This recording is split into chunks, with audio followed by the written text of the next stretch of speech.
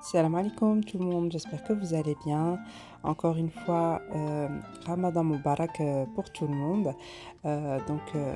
Bienvenue sur ma chaîne Baidunia Cook. Alors aujourd'hui, je vais faire avec vous la recette des chaussons farcis et une petite soupe shorba ou hsoua, on peut l'appeler comme on veut, à la semoule d'orge. Je vais vous partager ma façon de faire.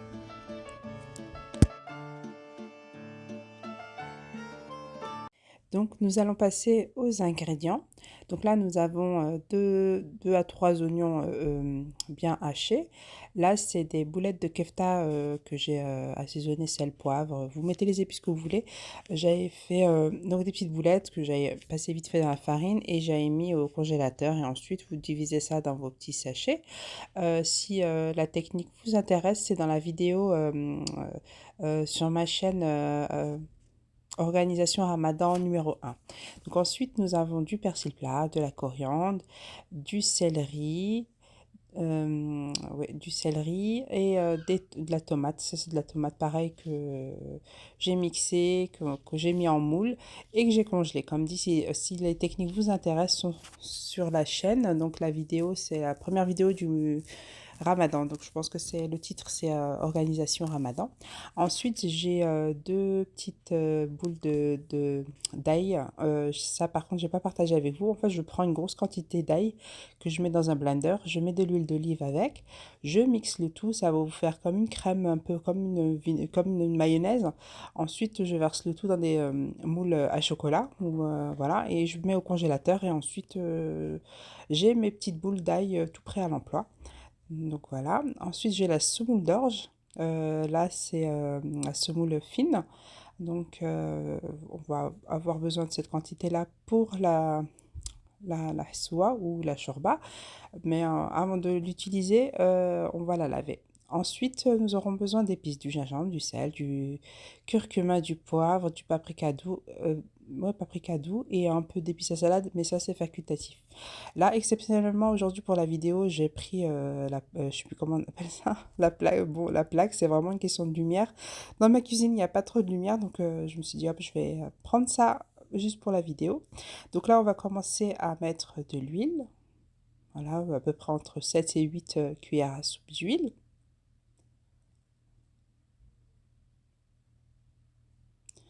Là, on va faire revenir nos petites boules de viande hachée. Donc moi, j'ai mis de la viande hachée. Après, vous pouvez mettre ce que vous voulez comme viande, hein. Donc voilà, on fait rissoler le tout. Donc une fois que nos boulettes ont pris de la couleur, on peut les retirer. Donc là, ce qui nous intéresse, c'est les sucs de la viande qui restent dans notre petite marmite. Donc là, on rajoute nos oignons, on mélange légèrement. Là, je vais mettre tous nos produits congelés. Je vais tout poser comme ça. Donc là, c'est le céleri. Je mets toujours une petite feuille de céleri dessus pour reconnaître en fonction des herbes.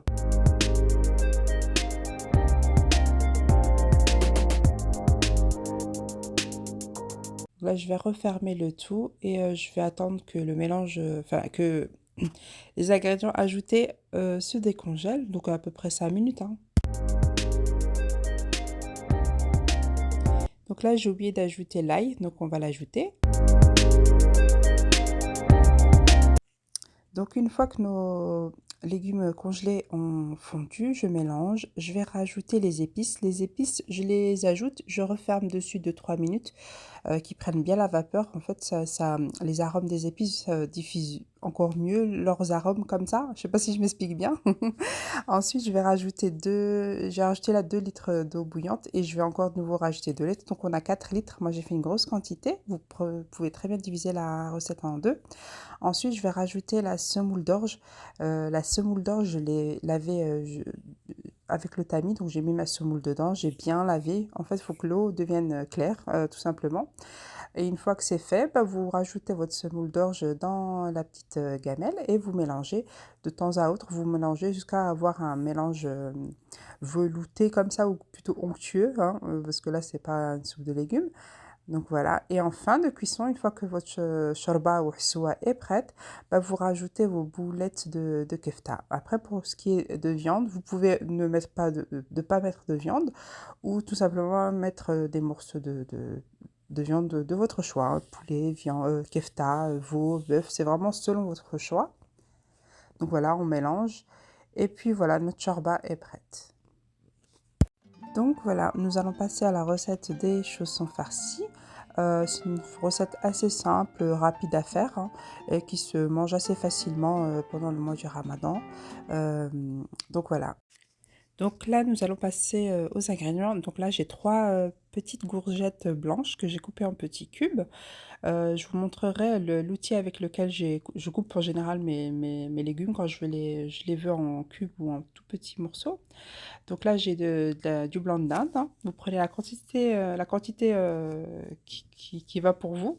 Là, j'ai des oignons que je coupe en petits dés également. Et là, des poivrons, donc jaunes, verts et rouges. Ça, c'est vraiment, si vous voulez mettre que du vert, vous mettez. C'est vraiment sur votre choix. Ensuite, en épices, du gingembre, du paprika doux, des herbes de Provence, du poivre, du curcuma, du sel et des épices de poisson. Les épices à poisson, c'est les épices que je fais venir du Maroc, mais je ne sais pas si on peut en retrouver ici. On peut en retrouver dans les épices, l'épicerie arabe, tout ça, on peut en trouver. Donc après, c'est facultatif si vous en retrouvez pas. Et on aura besoin d'huile d'olive. Donc là, j'ai mis de l'huile d'olive à chauffer. Donc en attendant que ça chauffe, j'ai mis à peu près 8 cuillères comme ça. En attendant que ça chauffe, je vais vous montrer ma technique, enfin ma façon de faire pour conserver les poivrons quand vous en avez trop au frigo et que vous avez peur qu'ils s'abîment. Donc moi, je les conserve comme ça. Donc là, j'en ai trop, mais j'ai profité de cette recette-là pour mettre la moitié en bocal. Donc là, vous mettez la quantité souhaitée dans un bocal, hein. Donc voilà. Donc là, je vais mettre à peu près la moitié. Donc voilà, c'est suffisant pour la farce. Et donc là, je vais y ajouter tout simplement de l'huile de tournesol. Après, si vous voulez rajouter de l'huile d'olive au lieu de l'huile de tournesol, c'est selon votre choix. Donc là, vous couvrez vraiment à hauteur de vos poivrons, hein, voilà, et ensuite vous fermez, vous conserverez au réfrigérateur. Ça se conserve à peu près 7 à 10 jours comme ça. C'est facile à l'emploi quand vous en avez besoin pour vos pizzas, pour vos farces et tout ça. Bah, il suffit de prendre votre bocal, une petite fourchette et de prendre la quantité que vous souhaitez. Par contre, si vous voulez les aromatiser, vous pouvez mettre des feuilles de laurier, des piments, vraiment ce que vous voulez, mais juste pas en poudre, pas d'ail en poudre. Vous pouvez mettre de l'ail en entier avec la peau, mais pas d'ail en poudre, pas de sel, pas des herbes de Provence en poudre. Juste pas comme ça, et ça se conserve très très bien au réfrigérateur, 8 à 10 jours, et c'est rapide, tout simplement. Moi, tout ce qui va vite, j'adopte. Donc, nous allons passer à la cuisson. Donc, notre huile a bien chauffé, hein. Donc, on va rajouter nos poivrons. Donc là, je vais mettre les poivrons, je vais les laisser revenir 5 à 8 minutes comme ça. Donc, pendant que nos poivrons cuisent sur la poêle, je voulais partager avec vous l'ail que je congèle. Donc, on voit pas bien, il y a trop de lumière. Donc là, comme ça, c'est mieux. Donc voilà, je vais vous réexpliquer ma façon de faire. Après, si vous voulez que je vous fasse une vidéo pour vous expliquer ma façon de faire, avec grand plaisir, il suffit de me le dire dans les commentaires et je me ferai un plaisir de vous le partager. Donc je prends une grosse quantité d'ail, j'enlève la peau, je les lave, je les mets dans un blender, je mets une grosse quantité d'ail, hein. Quand je vous dis une grosse quantité, une grosse quantité, et je rajoute de l'huile d'olive, je mixe le tout, j'ai comme une belle crème d'ail tout simplement. Je prends des moules, vous savez les moules de chocolat, des petits, hein, comme ça, et je les mets au congélateur. Une fois que c'est congelé, bah, je les mets dans des boîtes comme ça, et c'est prêt à l'emploi, et vraiment c'est facile, et c'est super rapide, et vous prenez la tête une seule fois, et c'est terminé. Donc voilà, donc là, nos poivrons commencent à cuire tranquillement, donc vous remuez de temps en temps, hein. Voilà. Donc là, je voulais partager avec vous le petit gadget que je coupais avec mes légumes. Donc là, j'avais coupé les oignons. Donc vous avez le quadrillage tout petit et vous avez le quadrillage un peu plus épais. Donc vous mettez vos légumes dessus, vous appuyez et vous faites une grosse quantité en peu de temps. Vraiment, c'est un gain de temps. Si vous le trouvez sur le marché, n'hésitez vraiment pas à le prendre. C'est vraiment un gain de temps. Donc comme vous pouvez voir, ça coupe petit et rapide et bien détaillé. Donc voilà. Donc une fois que vous avez obtenu la cuisson souhaitée de vos poivrons, voilà, vous mélangez légèrement. Là, on va rajouter nos petites courgettes. Voilà, vous remuez de temps en temps, on rajoute nos petits morceaux de blanc de poulet, l'ail, les oignons, vous mélangez le tout. Vous laissez le tout bien cuire, vraiment bien cuire. Et vraiment en fin de cuisson, on va rajouter nos épices. Donc là, pareil, je vais rajouter les épices. Je ne vais pas les mélanger, je vais couvrir le tout, les laisser bien prendre la vapeur et la chaleur pour qu'ils diffusent vraiment bien leurs arômes. Et seulement, je vais tout mélanger. Donc là, je, je ramasse le tout parce que c'est une très grosse poêle pour mettre un couvercle qui va dessus. Donc là, comme je vous ai dit, on va laisser cuire à peu près 5 minutes comme ça. Et ensuite, je vais tout mélanger. On va bien mélanger le tout. Je vais rajouter un petit peu d'eau et on va laisser revenir tranquillement. Donc une fois que notre farce a bien cuit et qu'on n'a plus d'eau, comme vous pouvez le voir, donc il n'y a vraiment plus de sauce euh, liquide. Donc là, je vais rajouter du cheddar. J'avais plus de cheddar, du fromage du cheddar. Donc là, j'ai pris du fromage burger au cheddar qui fera très bien l'affaire. Donc, j'ai pas voulu rajouter de crème fraîche ou de mascarpone. Je voulais pas le goût de la crème dans cette farce-là. Après, si vous voulez rajouter deux cuillères à soupe de mascarpone ou 2 cuillères à soupe de crème fraîche épaisse, vous pouvez. Donc là, j'ai juste rajouté du cheddar en fromage burger. Ça apporte un autre goût. Donc après, c'est selon vos choix. Donc ensuite, vous mélangez jusqu'à que vous ayez vraiment un mélange onctueux. Une fois que votre fromage a bien fondu, que vous obtenez le mélange bien onctueux, vous versez le tout dans un bol ou un saladier et vous laissez refroidir tranquillement. Et ensuite, on va passer à la préparation de la pâte.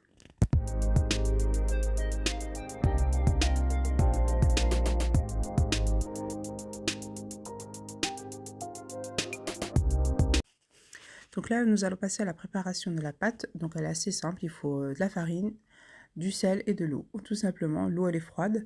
Donc là, moi j'ai mis 1 kg, vous pouvez très bien mettre la moitié. Après en quantité, c'est vraiment en fonction de vous, combien vous voulez faire de petits croissants. Donc 500 grammes, c'est suffisant, hein. Donc c'est selon votre choix. Donc voilà, donc là nous allons passer à la préparation de la pâte, j'en perds mes mots. Donc là, je mets du sel. Le sel, c'est en fonction de vos goûts. Et petit à petit, je vais rajouter de l'eau. Faut pas que votre pâte soit trop trempée d'eau. Donc vous y allez petit à petit et vous travaillez à la main. Si vous voulez le faire au robot, vous pouvez très bien. Après, c'est une pâte que je vais pas beaucoup travailler. Je vais juste la ramasser tout simplement. Et ensuite, la mettre dans un sachet, vous la filmez ou vous la mettez dans un sac de congélation et vous la laissez le temps que votre farce se refroidit. Donc elle va faire son boulot tout seul, vous n'avez pas besoin de la pétrir. Sauf si vous en avez besoin tout de suite urgemment. Donc là, vous la mettez au robot ou vous la travaillez à la main en 10 minutes, 5 à 10 minutes à la main. Et puis voilà, donc là, je vais vous laisser avec la vidéo.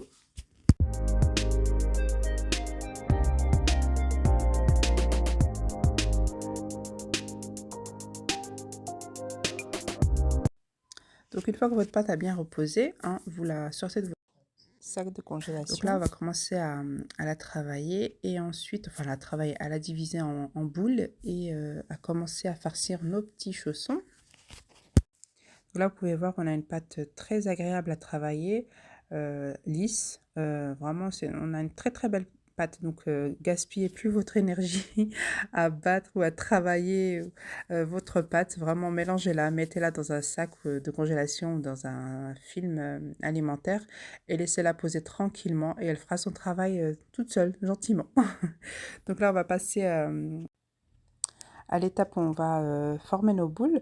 Donc là, vous préparez un plateau, hein, vous mettez un petit peu d'huile pour que votre pâte ne colle pas. Ensuite, on va commencer à façonner nos boules, les poser. On va mettre un petit peu d'huile par-dessus et je vais les filmer. On va les laisser de nouveau poser même pas entre 3 et 5 minutes. Et ensuite, on va commencer à les étaler finement et à les farcir. Voilà, nous allons passer au fourrage de nos petits croissants. Donc là, je vous montre la farce, elle a bien refroidi, elle est onctueuse.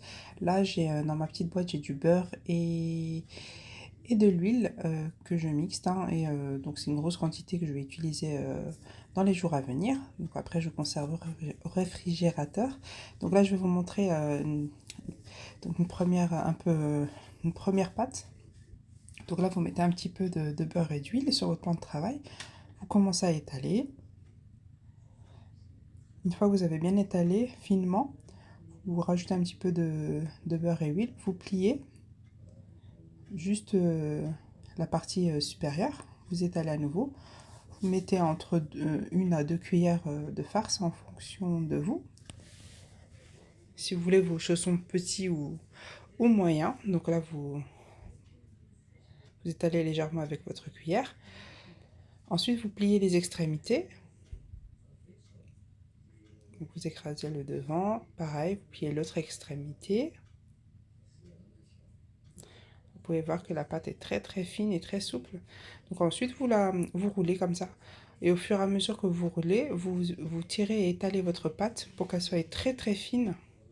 Il ne faut vraiment pas que vous ayez une pâte épaisse, sinon ça va être, à la dégustation, ça va être trop, trop grossier et il y aura trop de pâte en fait, tout simplement. Donc là, vous continuez à rouler comme ça et en même temps, quand vous poussez vers le haut, vous serrez votre petit croissant. Et voilà, vous arrivez à un résultat comme ça. Après, c'est vraiment en fonction de vous. Si vous voulez les faire beaucoup plus grand, vous pouvez, hein, et plus petit aussi. Donc voilà, et ensuite, vous les posez sur une plaque avec un papier sulfurisé et vous continuez jusqu'à ne plus avoir de farce.